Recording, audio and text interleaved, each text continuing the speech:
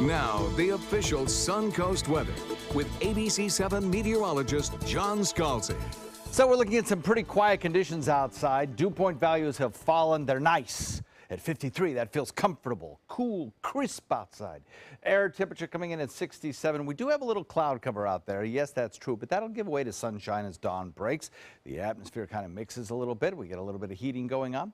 Winds are still kind of brisk, coming in northwest now at about 15. That onshore flow of air will continue throughout the day today. That'll keep the coast a little bit cooler while inland areas rise probably about 20 degrees from where they are now, which is in the low 60s. 62 Wauchula, Arcadia.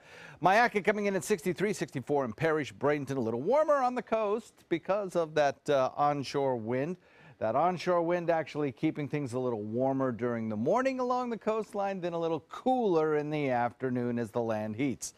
69 degrees in Longboat Key, Venice, Inglewood, 67 degrees in Sarasota. Onshore wind flow all day today, and the good news is shouldn't be a problem with red tide. All of the concentrations of red tide in the water are coming in as either absent or very low, so that's nothing but good news. And Mote Marine spotters out here at the various beaches sampling the air quality, the red tide toxin in the air causing any kind of respiratory irritation or distress, find nothing all along the beaches. So good news there again today. Wave heights are still up, though. If you look at the current wave heights across the region, anywhere from 3 to 5 feet. So there's still an issue on our area waters till those seas kind of subside.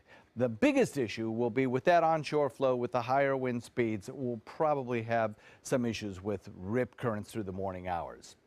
Now it's raining. Cats and dogs in parts of the mid-Atlantic. We have some big storms moving through parts of Richmond and heading up toward D.C. area and eventually up to New York a little later on tonight.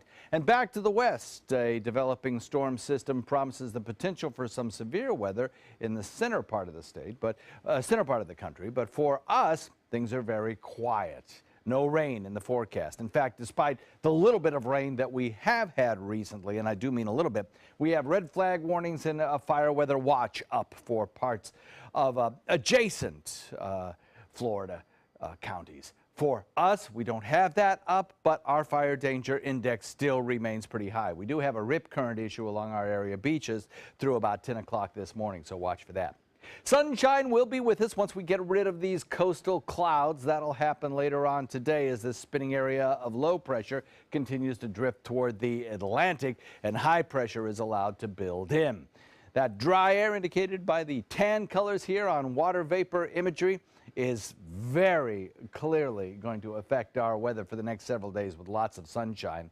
And the upper level low continues to move out into the Atlantic.